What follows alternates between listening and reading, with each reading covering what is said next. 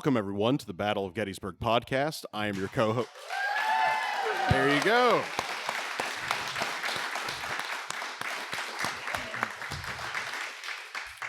I am your co-host, Eric Lindblade, and as always, I am joined by my co-host, Jim Hessler. Jim?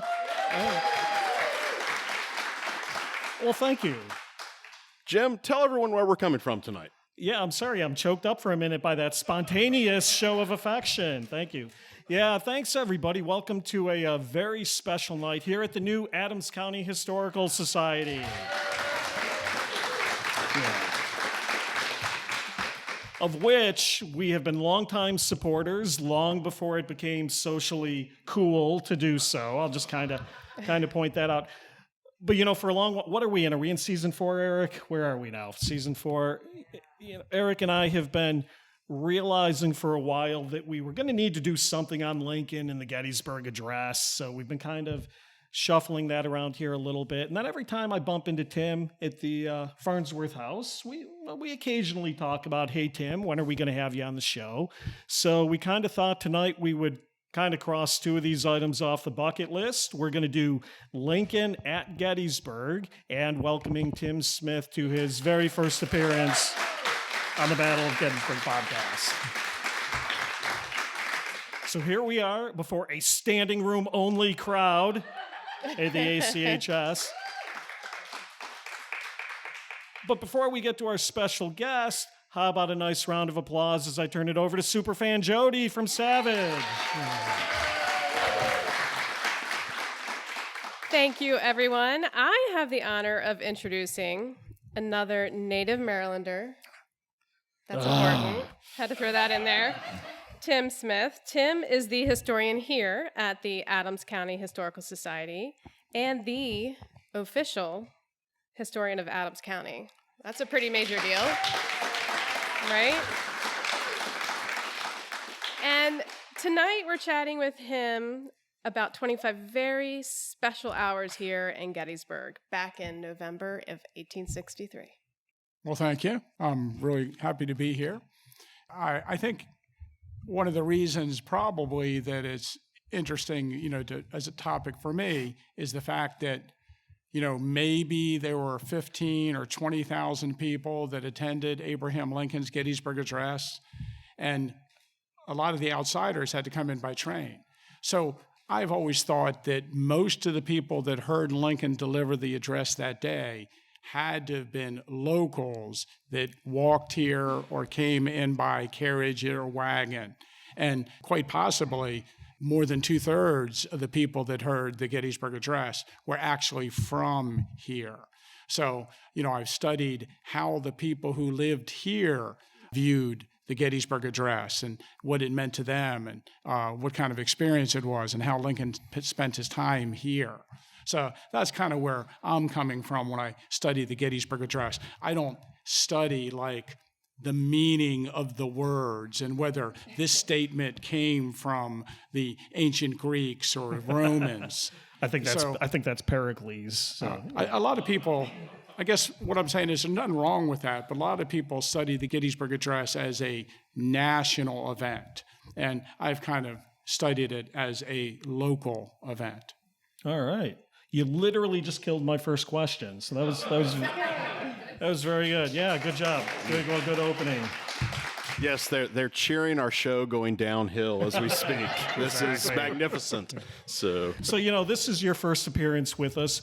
Before I forget, I'd be remiss if I didn't point out that Gary is a hugely acknowledged public fan of the program. So, super fan Gary, in fact. Gary, yeah. So I'm sure Gary will be, I'm sure, listening to this at some point. And I would say that Gary has told me like 4 or 5 times, you should go on that show. You haven't been on that show yet. So he has repeatedly insisted I be a guest. We were talking about this before we went on. Was it Gary who coined the phrase local crap? Yes. I thought that was yes. So this will be lots of local crap. So we'll do more local and less the meaning of the address and all of that stuff. That's kind of what I'm about, I guess. Okay.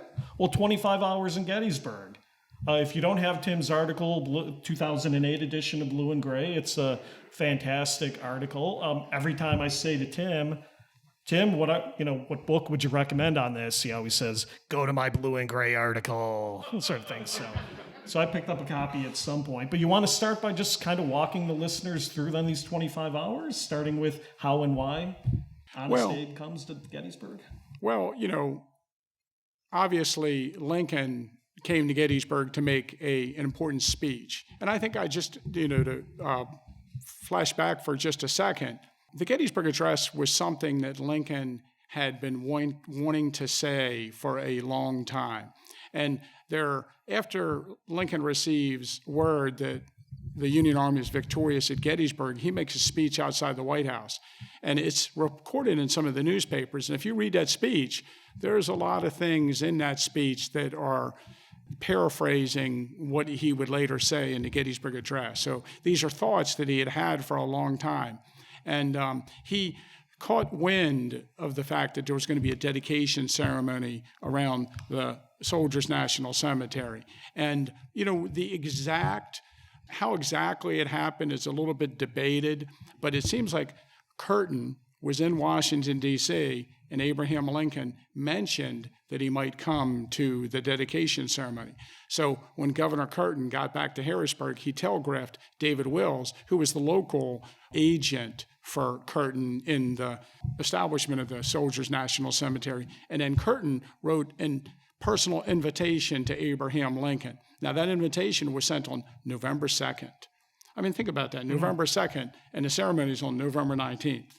Of course, Curtin Wills also sent a message saying, hey, you can stay at my house if you like also. So he did. Lincoln accepted. And of course, Lincoln left Washington, D.C. on November 18th, about noon, pulled into the Gettysburg station later that evening, spent a night in Gettysburg on November 18th, and put the finishing touches on and delivered the next day, probably the greatest speech in American history.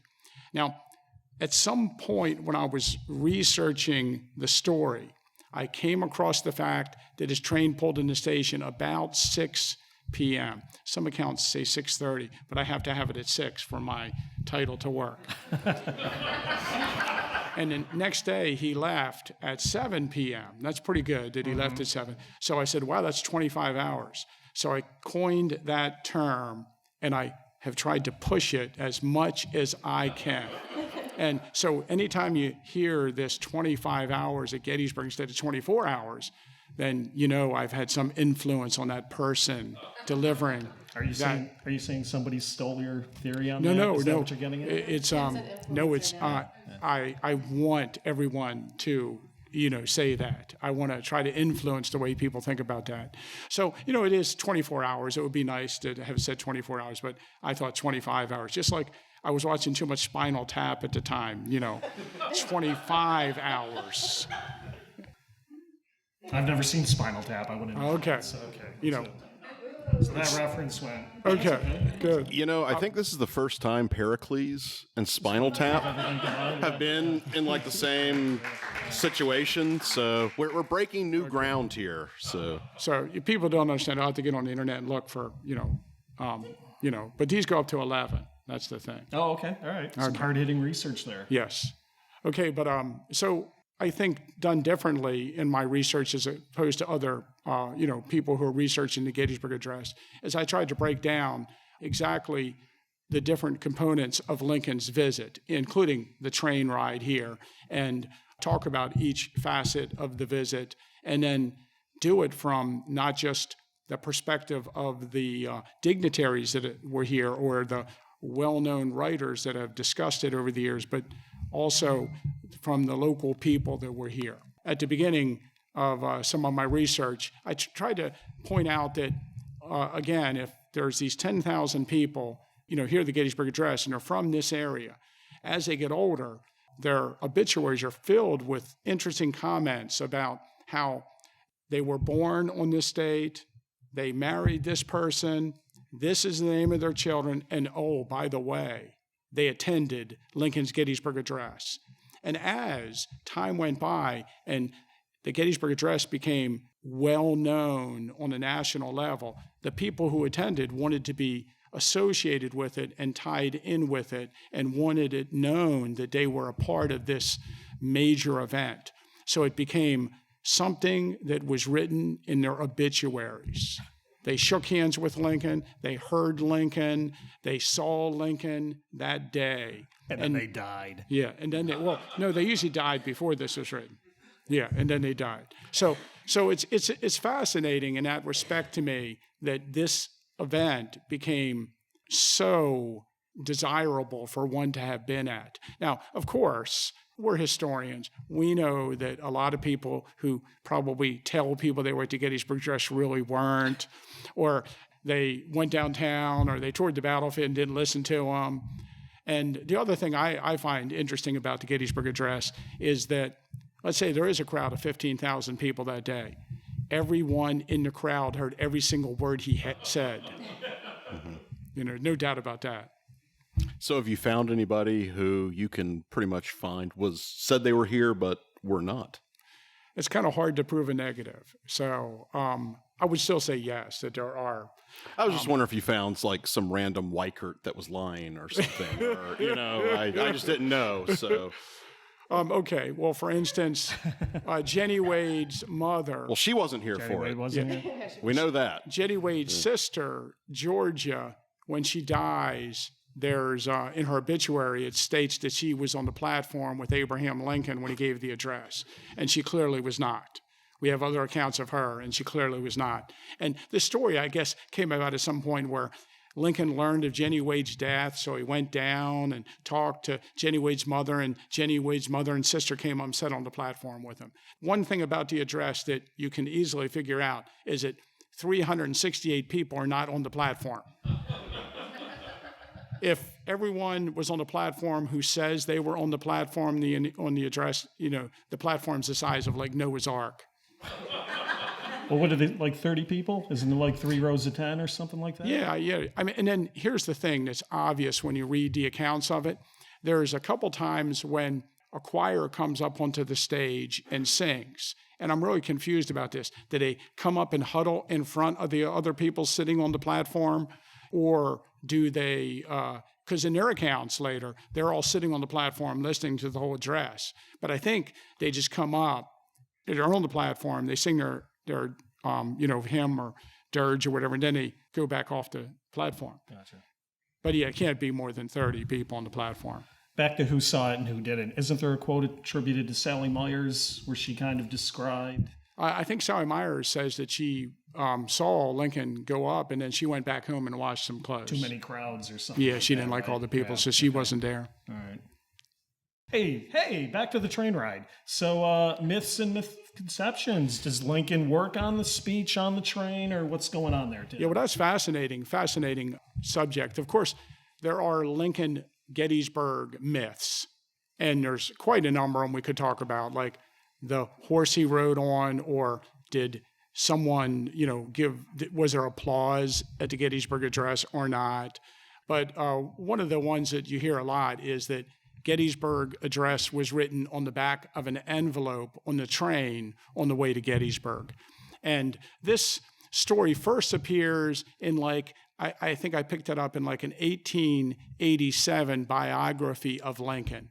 And there's several different versions of it that are in the newspapers during the 1890s and early 1900s. One was by a guy, I think it's written in like 1897, where he says he and his father visited Governor Curtin after the Gettysburg Address. And he says that Governor Curtin told him that on the train ride to Gettysburg that Lincoln asked him for some paper, and he provided him with some paper, and he saw Lincoln write the address on the train. So this is like one of the things people point to as proof of this. And of course, Curtin was on a different train than Lincoln.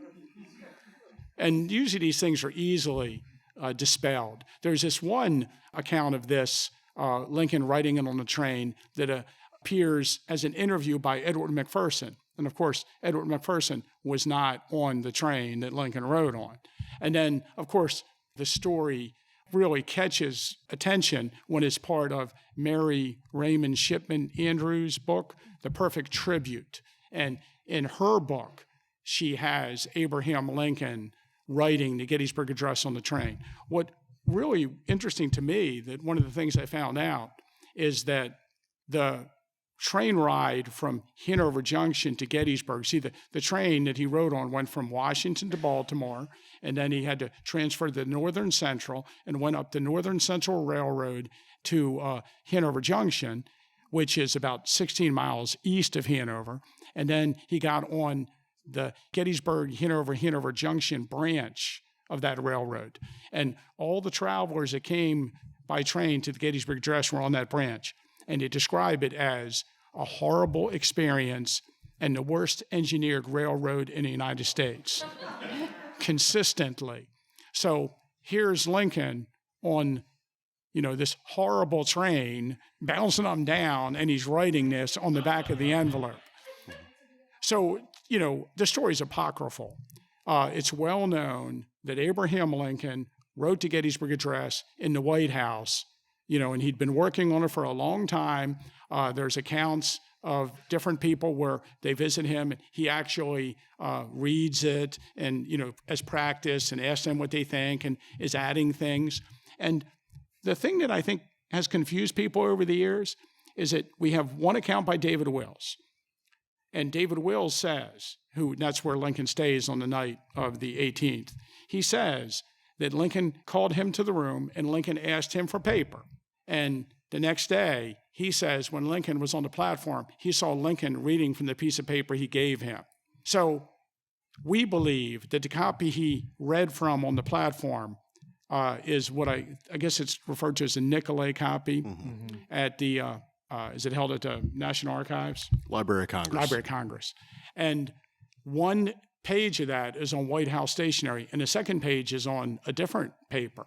So I would suggest that Lincoln had the address written, but that night at the Wills house, he must have did something or changed something near the end of it. And that's why, it's on two different pieces of paper. And that's probably what David Wills is referring to. So I always just like to say that Lincoln put the finishing touches on the Gettysburg Address while he's at the Wills house.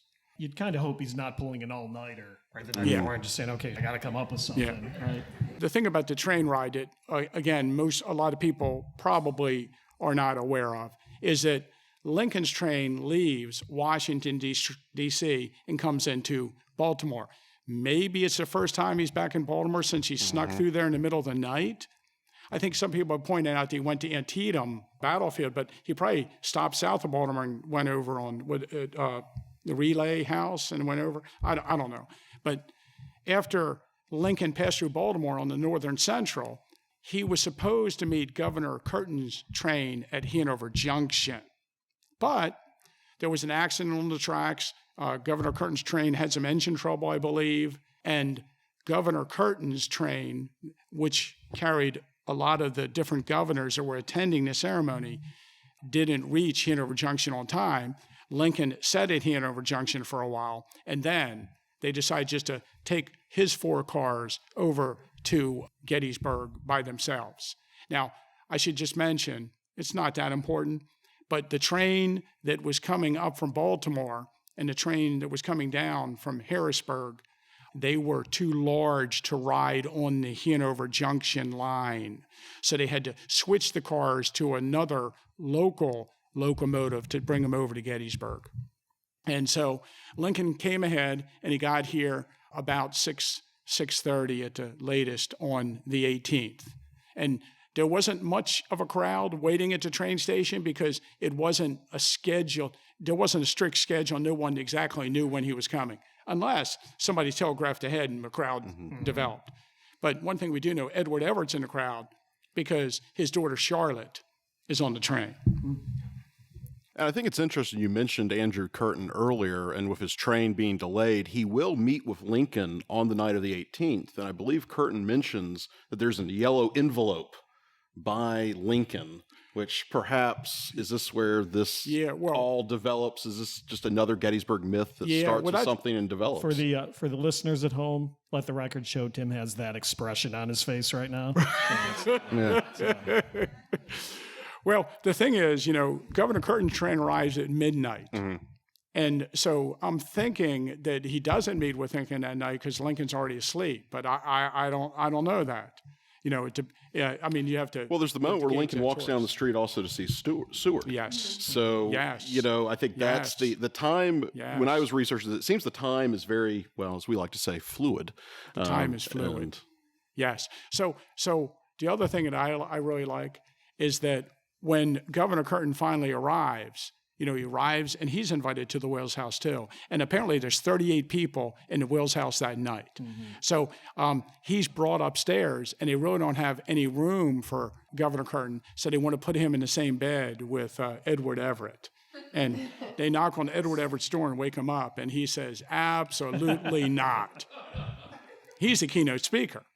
So, but you know what? There's nothing wrong with that if they did. That's right.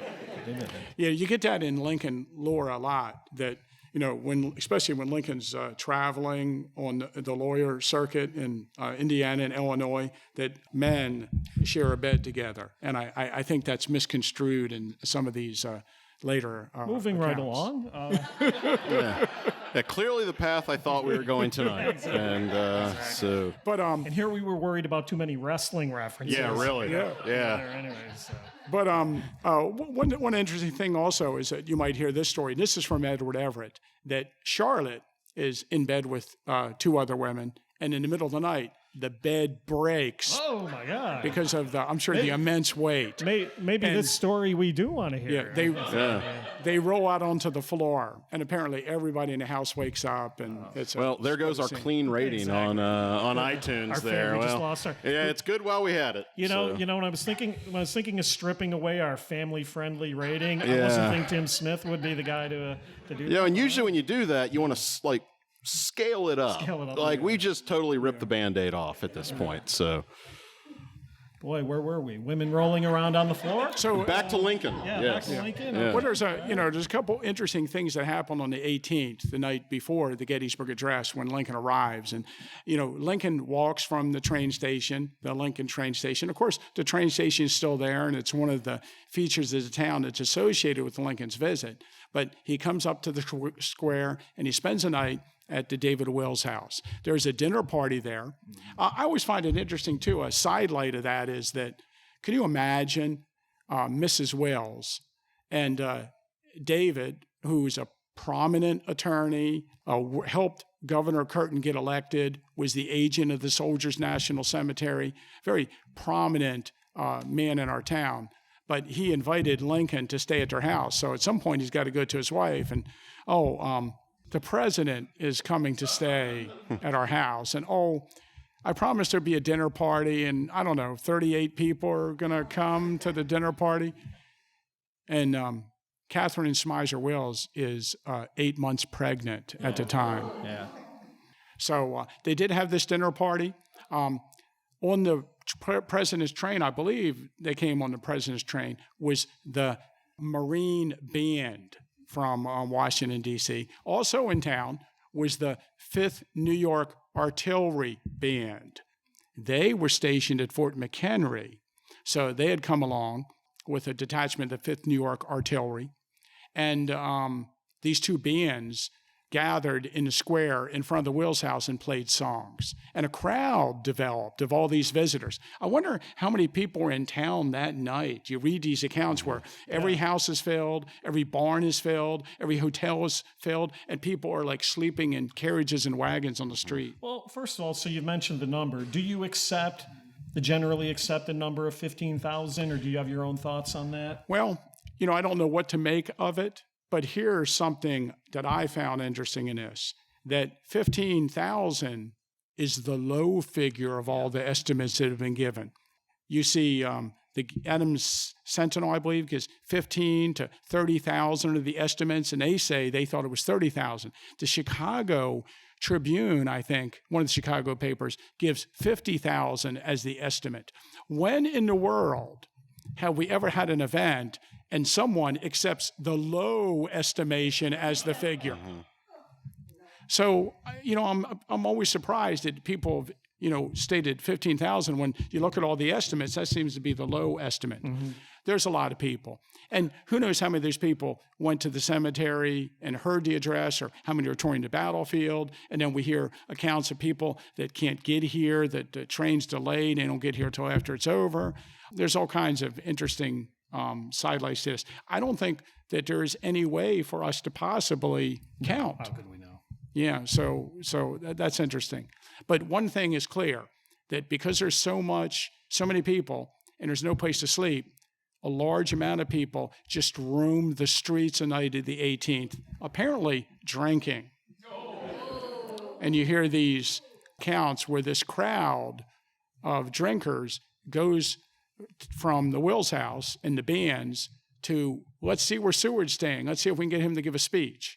And then, then they go down Baltimore Street and they asked other people to make speeches. And various newspapers give accounts of these various speeches by these dignitaries that night in the town that can be brought out by the, I don't know what you want to call them, the carousing crowd. Yeah, a carousing crowd is no different than Gettysburg in 2023, right? Yeah, I was going to say, it's not like on November 18th do people drink heavily here in Gettysburg before Remembrance Day, Except in in 1863, the people had a purpose. Today, they just kind of, aimlessly wander. Yeah. So starting then with speeches. Yeah. There's a lot of anecdotes. Lincoln is supposedly asked to speak that evening after dinner. You want to pick it up there? Yeah, so the bands are playing out in the Wills house. It attracts a crowd, thousands of people. Again, we don't know the number, are standing out in the square. And isn't it interesting we call it the square, because it's a circle. Yeah. But they're standing out in the square and they're yelling for Lincoln to come out. And so Lincoln does come out on the York Street side. And he basically says, I'll paraphrase it, he says, in my position, it is important that I not say any foolish things. And to do that, it often so happens that I should not say anything. And then he goes back inside. And there's several versions of this in the newspaper. There's reporters there, and these reporters are writing down very quickly. I'm sure they have a scratch hand or a shorthand that they write down, because there's one guy who wrote down the Gettysburg Address and did it pretty well while Lincoln was giving it. But these speeches are interesting, and one of the versions suggests that Lincoln said it is important not to say anything, inappropriate. But a guy in the crowd supposedly yells, if you can help it. I shouldn't say anything foolish, if I can help it. So some of the versions have Lincoln saying, if I can help it. And some of the versions have a guy in the crowd yelling that. And just looking at them, it's really hard to say what actually he said. But basically, he came out, he said hi to the crowd, he said absolutely nothing, and he went back inside. When I was a kid, the Gettysburg Wax Museum said that the band asked him if there's a song he'd like to hear while he was standing outside. And Lincoln said he'd like to hear Dixie. This is absolutely not true. You heard it here. But it got a lot of attention because... You fired up just a little bit by that? It did. Fired up Tim Smith? But this... The story is used a lot in context with Lincoln, not just a Gettysburg Address, but often it's used when he's at the White House and he's making an important speech and he says this at the end of the speech. Let's hear that great song by that great Southern band, So you hear that sometimes, but it did not happen during the Gettysburg Address. It's just kind of one of those things added that you hear. Well, is that not the thing about the Gettysburg Address and Lincoln's visit? For every one account that seems to suggest this, there's another account that suggests almost the total opposite of that. And I think that's one of the more challenging aspects of kind of unpacking all of this. I love it. What's real, what's not, what's a combination, what's total bunk. I think whatever version of Lincoln's visit you want, you can kind of create for yourself if you really want to go that far. That's true. And I think that's an important thing about history. What I guess what bothers me is when people dive into these different accounts and they just reach and pick, okay, this is the one that happened. Mm-hmm. So they'll just go with it. And they feel like some people writing that they have to have a fluid story And I don't mind at all running off on tangents, say, oh, well, some people said this happened, but other people said it was like this. And of course, there's a couple of things coming up here in a second I'm going to get to that are exactly like that. How about William Tipton? Oh, yeah. You are well known in these parts. You do not like Dan Sickles. We're not big fans of William Tipton, but we don't like battlefield desecrators. That's right, the Desecration destroyer of the battlefield. Yeah. But doesn't the destroyer? I think he's like only 13 years old in 18. Yeah, Doesn't he leave an account? Is that his ring name? It The Destroyer? It is after The tonight. Destroyer. It is after Okay. tonight.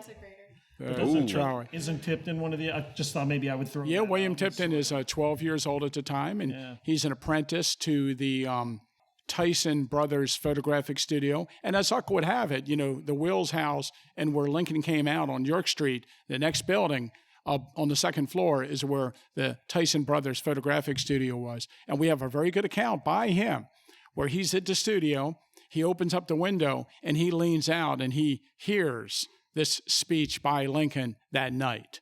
It stays with him the rest of his life. And William Tipton did go up to the cemetery the next day and hear the address. And he's one of those figures that for the rest of his life, talks about Abraham Lincoln and the address that was given that night and what kind of impact next day, the impact that Lincoln's visit had on him. And he's a 12-year-old boy. So I love to talk about William Tipton. And again, William Tipton has good and bad facets, and I don't have to like him because I wrote about him or something like that. But it's really hard, isn't it, with historical figures because you don't really know exactly what they were like. Mm-hmm. You might go back in time and find out you really like somebody that you thought you wouldn't, or you don't like somebody you thought you would. But I think that's what we try to do probably as historians. We read as much as about the person as we can and try to figure out what they're like. But definitely William Tipton's complex. Doesn't William Tipton leave an account about another myth, the horse? Yes. Yes. So we'll bring that up in a second. But let me just hit the end of the 18th. Lincoln sleeps in the Wills house. And I wanted to mention, we do have an account that's really interesting by Hugh Paxton Bigham. And he is with the 21st Pennsylvania Cavalry, and he's outside of William Tipton's door that night. And he is the one who a telegram arrives from the telegraph office. And I should mention that members of the 21st Pennsylvania Cavalry were all over the town that night as a sort of a provost guard. But one of them was at the telegraph office, one of them was at the Wills door, and he was at the bedroom door for Abraham Lincoln. But a telegram arrived in the middle of the night, and he writes about it later in his life, and he knocks on the door and delivers a message, and then Lincoln comes back to him and tells him that it was a telegram from Mary from the White House, I guess forwarded by Edwin Stanton, that Tad is doing better. And Tad had been sick, and he thought about not coming to the Gettysburg Address because Tad had been sick. And, of course, Willie died the year before in the White House, and Mary didn't want him to come to give the ceremonies. So I think it's just a fascinating story. And then you mentioned, Jim, earlier, that then Lincoln comes to him and asks him to take him to see Seward. And then, so he goes out of the Wills house, goes through the crowd around the corner, and then he goes up to the Harper house, and Seward and Lincoln have some kind of conversation. I'm guessing that he probably rehearsed the Gettysburg Address with William Seward. And then Lincoln goes back to the Wills house and spends the night. And that's kind of how the 18th ends. And then the drunken crowd goes around. One thing I'll mention about William Seward, the crowd yells for him to come out, and he's in the house just next to Lincoln on the square. William Seward comes out and gives a speech. And the reporters are writing, what he's saying down. And then he has a secretary hand out copies of his speech to the reporters. So his speech is like well known in the newspapers. Now, I want you to try to find William Seward's speech in one of these newspaper articles and read it. Because there's a lot of sentences in that speech that sound really familiar. It's kind of just like the Gettysburg Address. So my thought is Seward stealing from Lincoln because he knows what Lincoln's going to say? Or, as Seward fans would say, is Lincoln copying from Seward's thoughts. Because, he was supposed to be the president and accept the nomination, but that never happened at the Chicago Convention. Just throwing that out there. And here's, to me, it's funny that I talk about this to people all the time, to other historians, and like we were just talking about, different thoughts on different things. And everybody has like different versions that they believe in or things that they like. The most contentious thing that I've ever talked about with Lincoln scholars is this morning of the 19th. So you'd have to ask the different Lincoln scholars how they feel about this and get their response to my comments. But basically, Lincoln scholars want you to believe that on the morning of the 19th, Lincoln toured the battlefield. I cannot find any evidence that he left the Wills house and toured the battlefield. Okay, there's the two different interpretations. So even some of these guys who I think kind of imply he just takes a quick ride down the pike to see where Reynolds got shot. Your opinion is no evidence? I just haven't found any evidence. For their accounts to Lincoln has to sneak out of the Wills house. So Lincoln gets somebody, we don't even know who it would be. Yeah. Gets a carriage or a wagon, probably a carriage, sneaks out of the Wills house early in the morning, takes a tour of the battlefield, and then sneaks back in without the thousands of, maybe they're all drunk and sleeping on the sidewalk. So I knew this was a thing. I'm not a Lincoln guy. I guess I didn't realize it's a contentious thing. Where's that kind of? Why is it a contentious? I asked two of them that I was arguing with different days about. I asked him why can't you accept that he didn't tour the battlefield?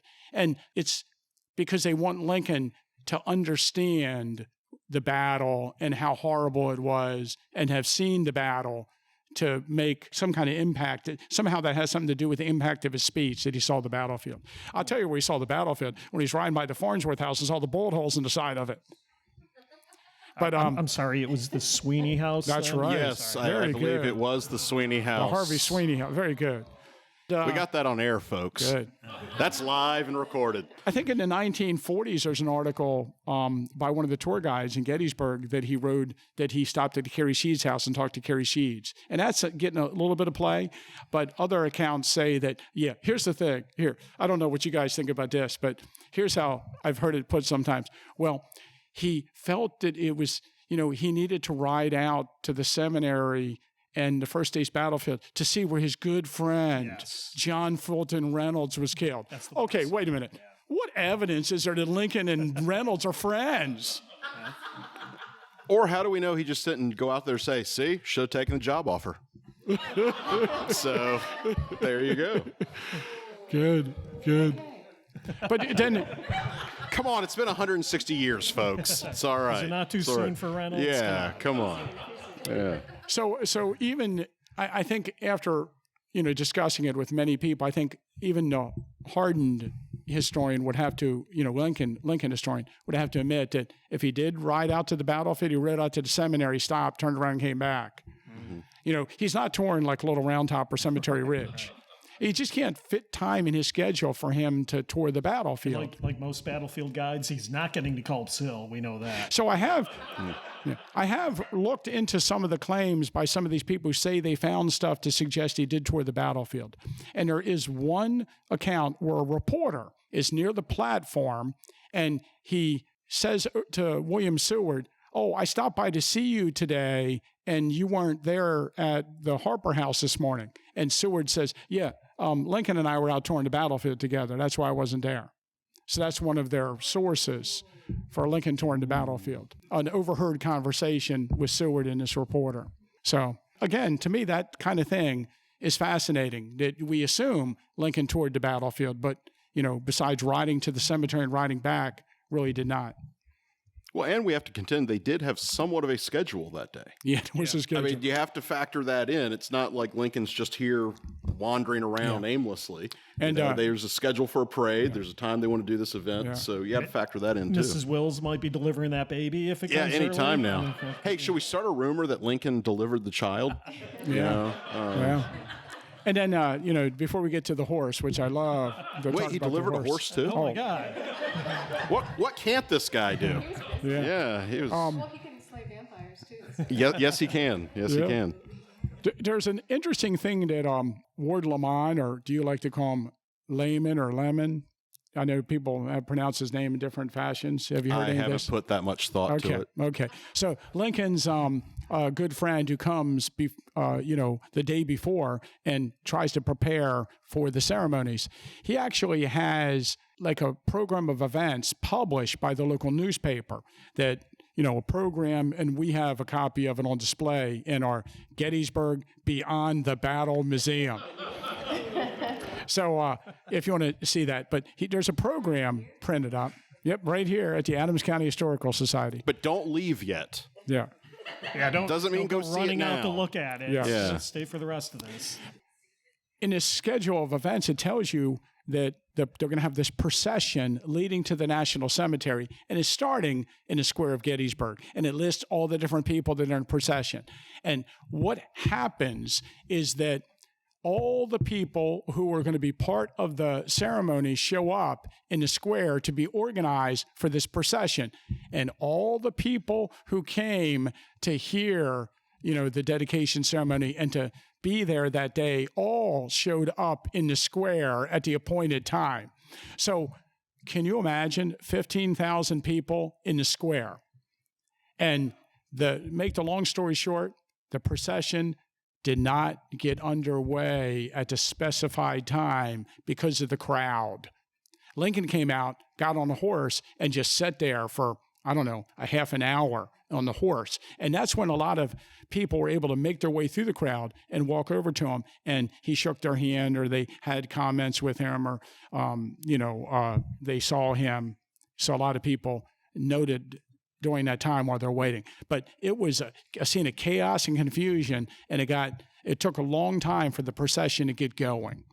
And when it finally did get going, there was an order given to the procession, and they headed down Baltimore Street to the Soldiers National Cemetery. And of course, this gets into another favorite myth, and that's the horse. And a lot of the local townspeople in their account, they really like this myth, so they'll promote it. But basically, Abraham Lincoln was given a horse that was too short. And one of the accounts specifically mentions it was one of the Democrats of Gettysburg who supplied the horse. That's right. Some things never change. So Lincoln gets on this horse. According to the locals, the horse is too short. His feet are dragging the ground. And according to Henry Oster Jacobs, it appeared as if he could just put his feet on the ground and the horse would ride out from under him. Now, when you look into it deeper, of course, that's the simple story. When you look into it deeper, we have a bunch of accounts of the horse, and it becomes a little bit of an argument over the years. And later on, most people are like, that's ridiculous. William Tipton, for instance, that's not true. He was given one of the finest horses in the Cumberland Valley. The horse, basically what it was, according to the locals, is Lincoln's legs are really long. And he is, according to Daniel Skelly, one of the oddest people he'd ever seen on a horse because of his tall stature. But Lincoln was a fine horseman, and they said he looked very comfortable on the horse. According to Henry Clay Cochran, who's the Marine Guard, he says, though, that Seward is not much of a horseman at all. And Seward has all kinds of problems. But also Lincoln has that high top hat on. And when he's going down in the procession, he, is he looks a lot taller than all the other people.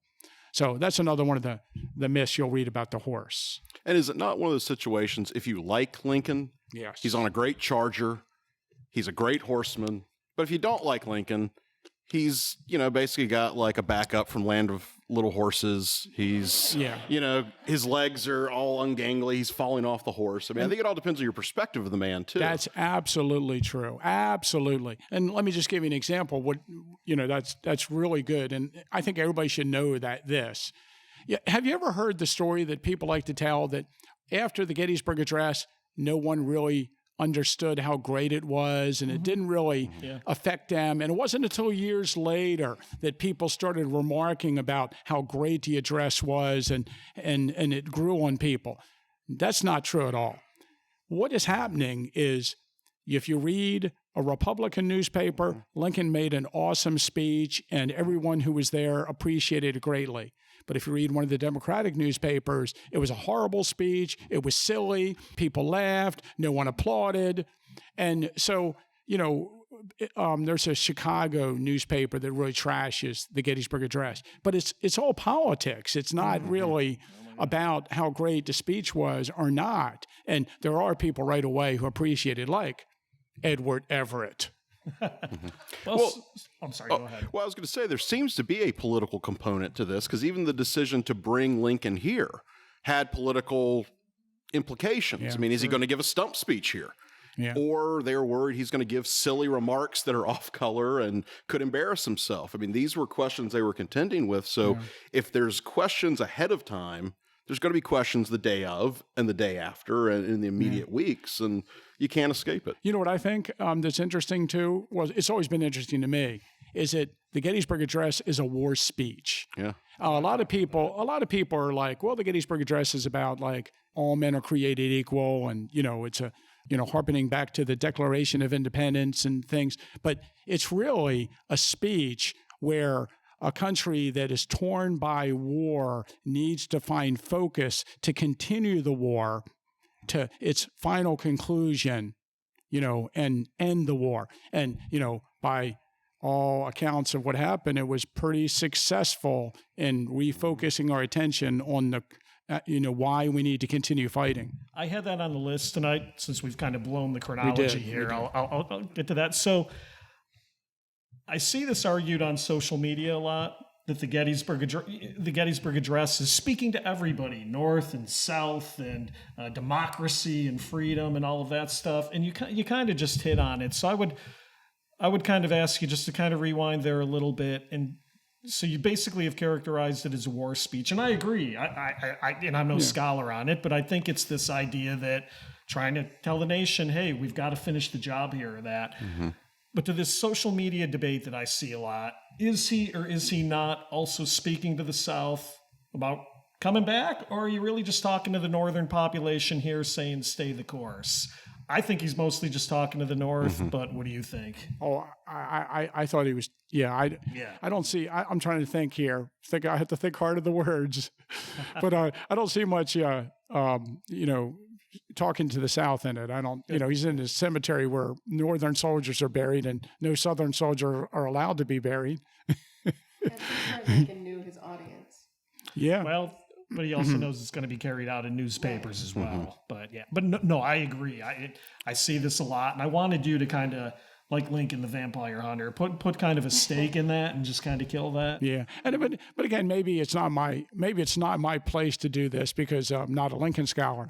But to me, it's just a great speech. Okay, well, let's get him to the cemetery. Anything else happens in town? Well, we do have accounts of him. That's where a lot of townspeople talk about him coming down through the town in a procession and then heading up to Cemetery Hill. One thing I should mention is that when he gets to the intersection of Baltimore Street and the Tawnytown, or I should say Steinway Avenue, the Emmitsburg Road, he makes a right. And I don't think a lot of people realize the procession goes down past the Dobbin House, and then the procession turns onto the Tawnytown Road, and then it goes across the fields up and over to Cemetery Hill. I noticed a lot of times people, in general, studies of the Gettysburg Address, have them going through the gatehouse to get there, going up Baltimore Street. No, he went up Steinway and the Tawnytown Road. So I have to take all that Lincoln artwork off of my wall that hasn't gone through. Oh, yeah, probably. I don't know if he passes on his way out. Oh, I don't know if he passes through there. That's good question. But when they get there, then they have that just a long ceremony there with a benediction and some hymns, and of course Edward Everett speaks for 2 hours, and I'm sure we could spend a lot of time talking about Edward Everett's speech. And then there's, a dirge, and finally Lincoln gives the address that people have been waiting for. But I think it's worth noting that people stood around for 2 hours. Apparently, it got into the 50s. It was more like an Indian summer day, according to some accounts.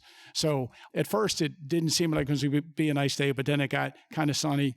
And, people mentioned they were getting hot or uncomfortable waiting for Lincoln to finally give the address. Yeah, don't some of the accounts say that the crowd is so close that some people are actually getting sick and kind of stepping? Yeah. I found, and I was just looking at it in my notes yesterday, I found an account, I think it's in like a history of the Smyser family, where their cousin from Baltimore is in front of the crowd during Edward Everett's speech, and she pretends to faint.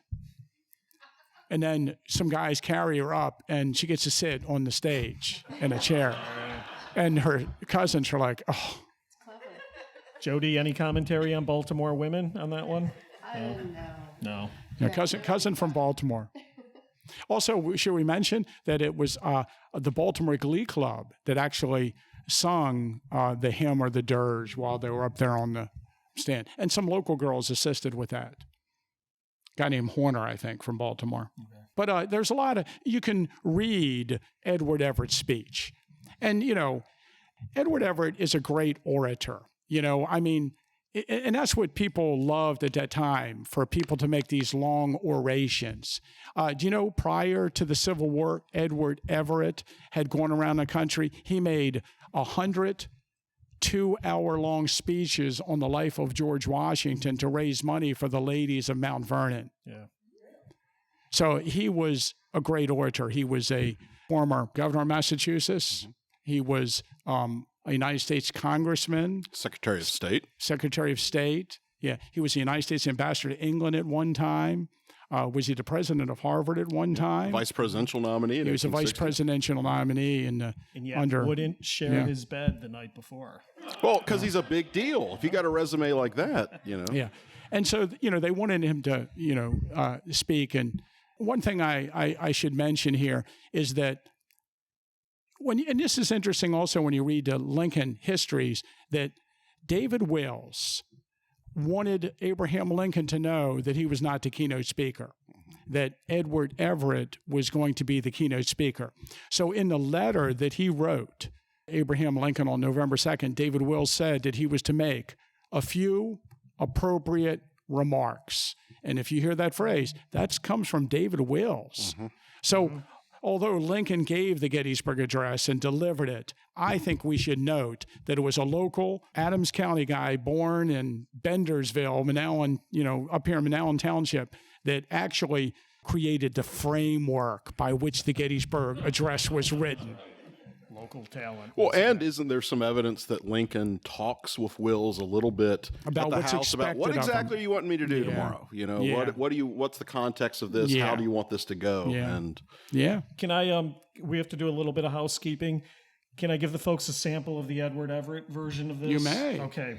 Is this going to be the first line? No, it's all 2 hours, actually. Yeah. So I am curious when we do something. How many of you are regular listeners to the show? Because I'm sure some are just ACHS. Okay. So those who don't listen, and most of you do listen, we do something called the Dan Sickles Report. All right. Hey, Tim, how do you feel about Sickles being cheered in this room right now? I'm used to it. So I thought, just to give them a flavor, I would randomly pick a selection from Edward Everett's true Gettysburg Address. And without further ado, give me a minute here. Hey, Jim, you can't do that. It's another show that uses that. A forward movement of General Sickles to gain a commanding position from which to repel the rebel attack drew upon him a destructive fire from the enemy's batteries and a furious assault from Longstreet and Hill's advancing troops. After a brave resistance on the part of his corps, he was forced back, himself falling severely wounded. This was the critical moment of the second day. Thank you very much.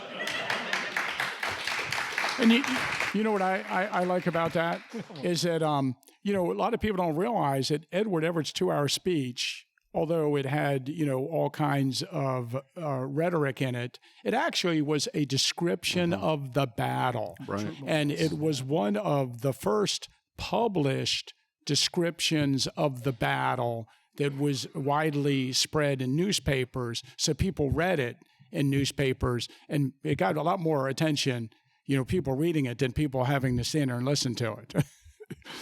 But I almost entirely, the local people who wrote about Edward Everett's speech afterwards were not very excited about it. Yeah. They're a little bit nasty sometimes, but nobody exactly appreciated the length of the speech. So, and then of course, I don't know what your thoughts about it. Lincoln gives the Gettysburg Address. You hear a lot of stories written about it that no one clapped. But I got to tell you, the newspaper transcriptions of it that tried to write down what he said, they have spaces in there, applause, large applause, continued applause. So throughout the speech, people are applauding according to that newspaper article. Now, I should mention, there are 5 known versions of Abraham Lincoln's Gettysburg Address in his own hand. In other words, afterwards, he was asked by people to write down what he said. In only one of the 5 does he use the words "under God." Mm-hmm. And in the version that he was holding, that we believe he is holding, "under God" is not in that one.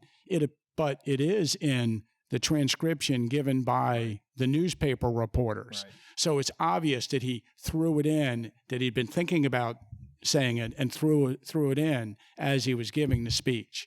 What I like about the 5 versions, and we're not exactly sure which version he gave. You can just take the newspaper transcription, I guess, and say, okay, it's this one. They're all different. They all have a different amount of words, and they're all slightly different. So when you hear like someone give the Gettysburg Address, I'm always interested in which version are they giving. Mm-hmm. And I've seen, you can tell, you watch something, you're like, oh. And then my thing that I think about the Gettysburg Address all the time is that people try to do it and they almost immediately mess it up. Our forefathers brought forth. Why do they do that? Why does everybody say our forefathers instead of our fathers brought forth? I do have a copy of the Bliss version here. Oh, okay. Would you be interested in reading it? For the, a little dramatic reading to counterbalance? No, I know. Yeah. Would you like to? Do I have to do it? Well, you don't have to. Or would you want to do it? 3 of you kind of could split passages or something. Okay. All right, hold on. Let me cue the music again, because I think that's an important component. Okay, now they're basically in the music. There's about 3 minutes and 45 seconds left. So let's see if we can. Okay. So you want to know why we don't have a 4th mic? We blew all our money on our music budget tonight. Yes. So before we do that, let me ask one question. I was just mentioning to these guys up here before that there was a game I played when I was a kid. It was a Civil War game. Does anybody have this? And the very last thing, when you got to the last part, you had to recite the first line of the Gettysburg Address in the game to win. And then if you messed up, you had to, wait till the next round and try it. But I wanted to mention, common mistake people make, our forefathers brought forth. That's in Kindergarten Cop. Arnold Schwarzenegger gets the Gettysburg Address wrong. Oh, of course. Oh, there you go. All right. Those cute little kids, yeah. We are really hitting all topics tonight. This is a wide-ranging discussion, truly. I'm ready. Are you ready? All right. 3, 2, 1. 77 years ago, our fathers brought forth on this continent a new nation, conceived in liberty and dedicated to a proposition that all men are created equal. Now we are engaged in a great civil war, testing whether that nation or any nation so conceived and so dedicated can long endure. We are met on a great battlefield of that war. We have come to dedicate a portion of that field as a final resting place for those who here gave their lives that nation might live. It is altogether fitting and proper that we should do this. But in a larger sense, we cannot dedicate, we cannot consecrate, we cannot hallow this ground. The brave men, living and dead, who struggled here have consecrated it far above our poor power to add or detract. The world will little note nor long remember what we say here, but it can never forget what they did here. It is for us, the living, rather, to be dedicated here to the unfinished work which they who fought here have thus far so nobly advanced. It is rather for us to be here dedicated to the great task remaining before us, that from these honored dead we take increased devotion to that cause for which they gave the last full measure of devotion. That we here highly resolve that these dead shall not have died in vain, that this nation, under God, shall have a new birth of freedom, and that government of the people, by the people, for the people, shall not perish from this earth. Oh, let's give it.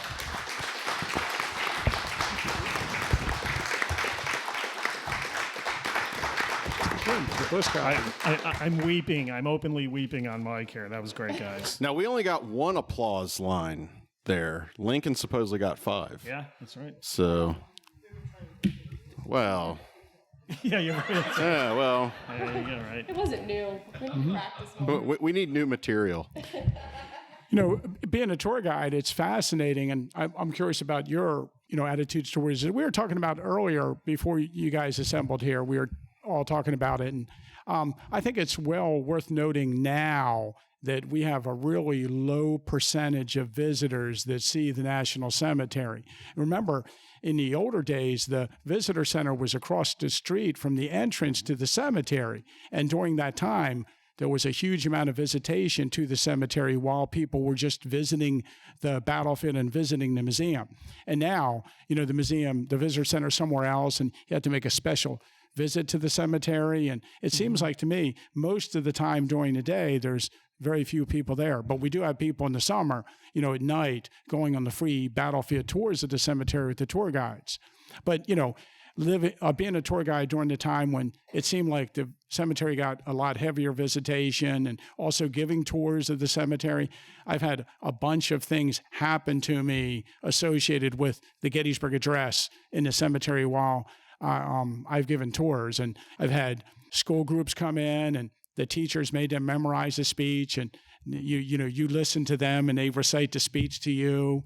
I think with foreign visitors to Gettysburg, the Gettysburg Address is far more important and resonates more with them than the battle. They're not interested in the battle.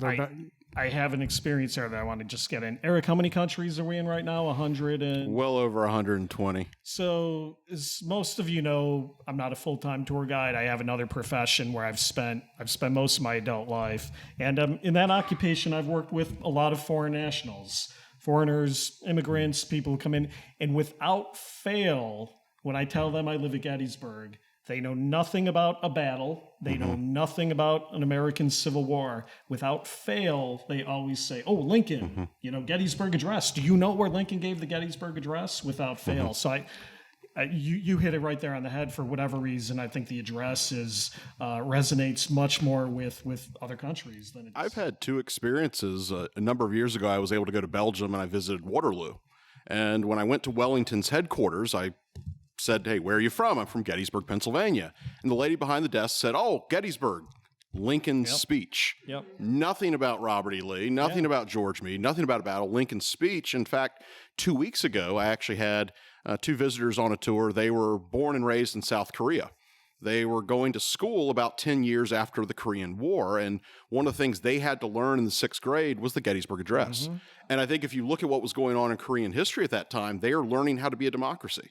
They are learning, what does this mean? What better distillation of that than the 272 words here at Gettysburg? Yeah. I think it does have more meaning, right or wrong, to other countries than it does here in the United States. I think it overshadows the battle. Oh, to them it does. I think actually the Gettysburg Address is more well known to the average person than the Battle of Gettysburg itself. I mean, more people know 407 years ago than they do July 1st, 2nd, or 3rd, 1863. Right. What a great opening, right? 407. Why did he do that? Why did he pick 4 that flips people out. Did you ever hear Bob Newhart? Bob Newhart had a record album when comedians had record albums, and he does a skit on the Gettysburg Address where he's Lincoln's campaign manager or speech writer, and he's like, don't do that. Don't do that 4 score thing. No. But it is. You're right. I just love it. When I was a kid and I came to Gettysburg, and there was a time when I was a teenager and I drove to Gettysburg, dragged my little brother along, and I went into every single tourist attraction in the town. And maybe I did it all in one day. But do you know they've dropped the Gettysburg Address for most of the attractions? At the end of the cyclorama, they used to do the Gettysburg Address. And that was before the Richard Dreyfuss version. And at the end of the Charlie Weaver Museum, they did the Gettysburg Address. And at the end of the Wax Museum, the Gettysburg Address. So, and I'm sure I'm forgetting a few other attractions that did it. The Hall Presidents did the Gettysburg Address. So when I came and I did all those attractions, I heard the Gettysburg Address like 5 times that day. And it's something now. In the new movie, we don't do the whole Gettysburg Address. We start it, we talk about it, we end it. But I guess people feel it's too long to deliver the whole thing. 2 minutes. I mean, if they think that's bad, listen to Everett. Yeah. But I'm just enamored by it. In 1952, Gettysburg had a Mr. Lincoln to Gettysburg reenactment celebration. And they had an actor come, and he portrayed Abraham Lincoln, and he arrived by train, went to the Wills house, and great crowds followed him, went to the cemetery, and he did like a dramatization of Lincoln's visit. And they made postcards. It got a lot of attention in newspapers. But if you want to look into it, you can read about that. And there's a lot of, in those newspaper articles, looking back at the Gettysburg Address and what it means to us. And it's really fascinating. Well, before we run out of time, because we've kind of already covered some of the post-speech reactions and things like that. Again, common question for us battlefield guides when we're in and around the cemetery talking about the address, where exactly did Lincoln stand? And there's been some recent theories about that. Do you have any opinions about where you think he stood? Does it matter, in any of that? Yeah, I mean, early on, people thought that Lincoln gave the Gettysburg Address from a platform that was built where the Soldiers' National Monument is. And that had been the consensus that had been written about for many, many, many years. And I think it was the National Park Service Rangers, maybe Fred Tilburg and others, who tried to point out to people that no, there was a flag there where the Soldiers' National Cemetery was, but really his platform was set up in what is now the Evergreen Cemetery. And we have photographs taken that day that are well known. And there are 3 angles that 3 different photographs are taken from, and you can triangulate those photographs and get a good idea of the platform being somewhere in this Evergreen Cemetery. And the fence between the 2 cemeteries did not exist. So he spoke to the crowd that was standing in and amongst the graves of the Soldiers' National Cemetery. About a third of the soldiers had been buried at the time of the address, and the other 2/3 would be moved in later. In recent years, I mean, people have looked at this and analyzed it. William Frassinito analyzed it pretty well in his early photography, Gettysburg. He's basing his research on the photographs and where the Evergreen Cemetery plots were vacant at the time to allow you to put a platform that's like 20 feet long and 16 feet wide. Then, the new research that's done by him, or even, research like 10 years ago where somebody said they saw Lincoln riding in the crowd and it was publicized. Some of this, it seems to me it's just done to make a splash. Mm-hmm.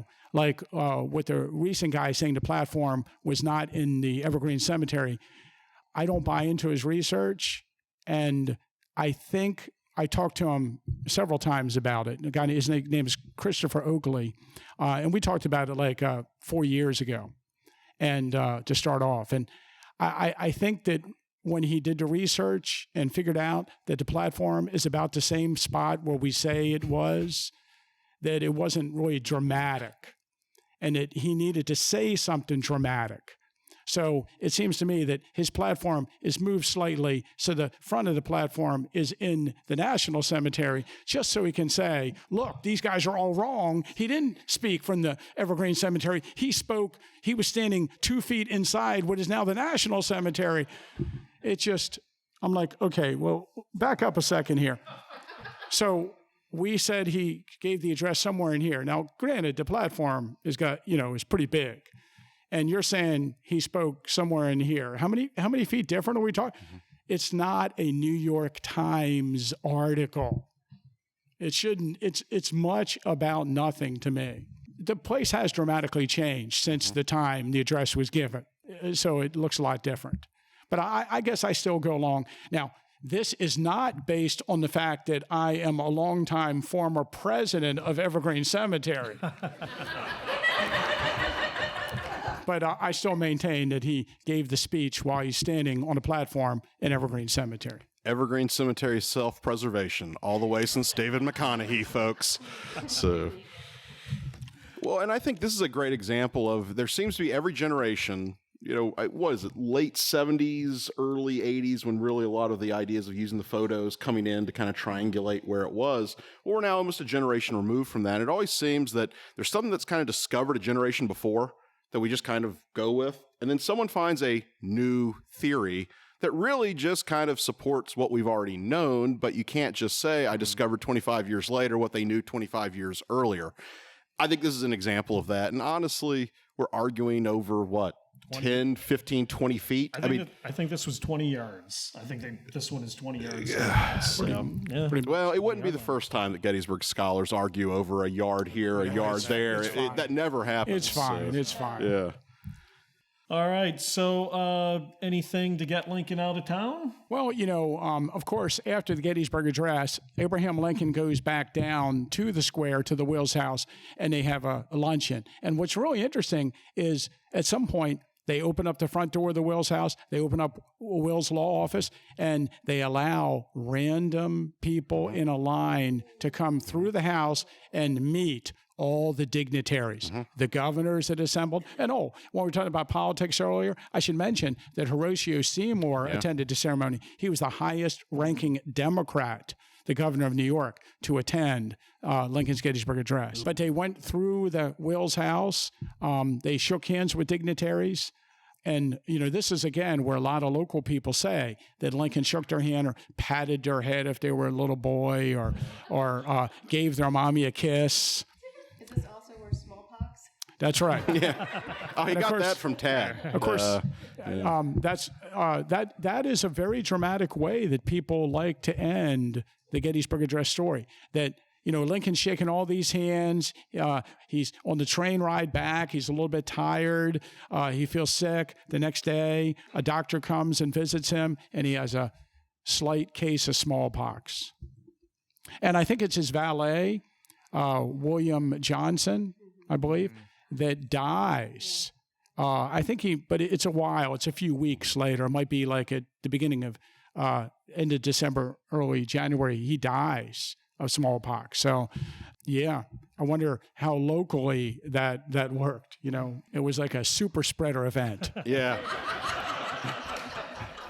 Hey, I'm a little surprised you didn't mention church with John Burns. Yeah. Well, if you want me to get to that. So short version. So after the reception, the governors of Ohio asked David Wills if he knew where they could have an event. David Wilson is a member of the Presbyterian Church. He gives them the Presbyterian Church. I say governors of Ohio. The state of Ohio sent their governor-elect, their current governor, and their former governor to the ceremony. So there were 3 Ohio governors at the ceremony. And the lieutenant governor-elect of Ohio, Charles Anderson, whose brother is Robert Anderson of Fort Sumter fame, gave a speech at the Presbyterian Church. And Abraham Lincoln walked outside to go to that ceremony. He had mentioned earlier to someone that he wanted to meet that John Burns that fought in the battle. So John Burns, they went down, got him, and he arrived just as Lincoln was getting ready to walk to the Presbyterian Church. So Lincoln invited him. He shook his hand in front of dozens of reporters, gave him the thanks of the nation, and I maintain that's why John Burns really got famous, that event.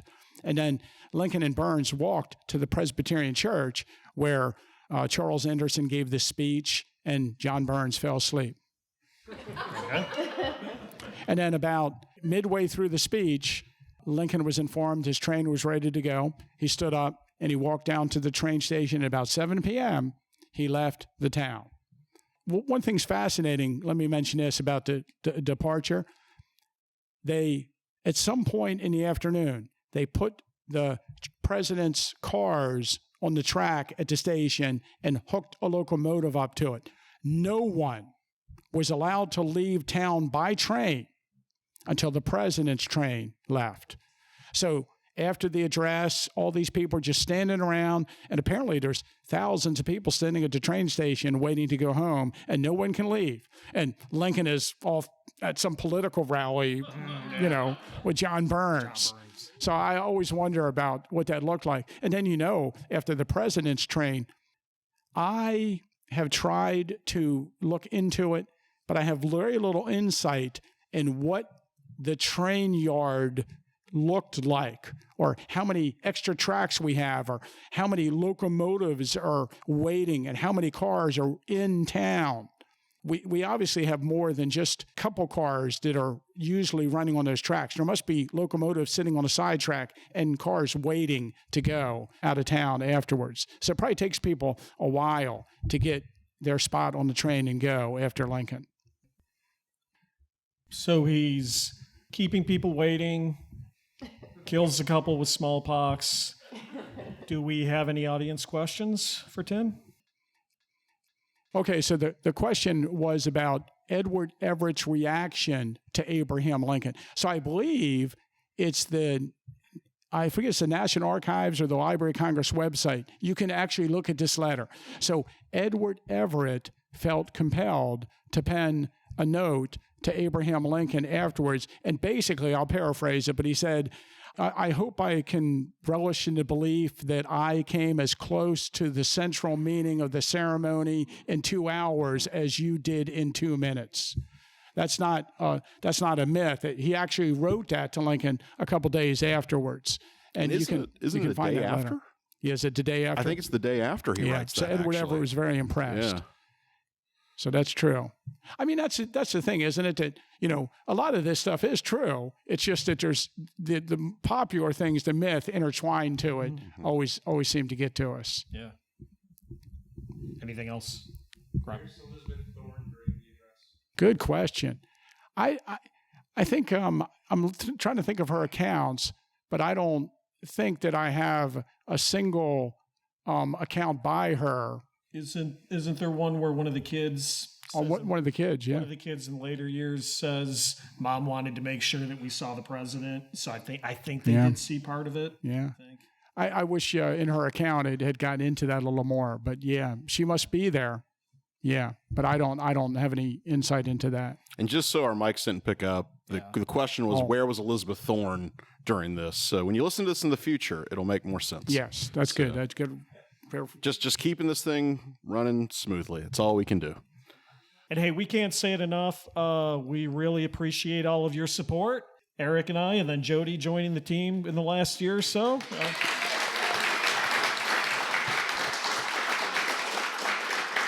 Podcasting in Gettysburg has been a surprisingly tumultuous experience at times, but we've persevered, and we're not only, we should just give a quick shout out to Andrew Dalton, of course.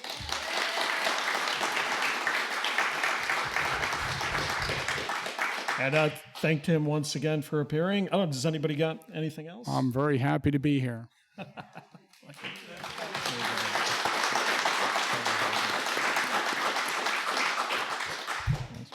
Should have something to we shouldn't just end on that. Yeah, I know. That's so anticlimactic. Yeah. Well, and just echoing what Jim says, I want to thank everyone for attending, all your support. It's greatly appreciated by all of us. So once again, thank you for attending. This has been the Battle of Gettysburg Podcast. Take care, folks. All right. Woo!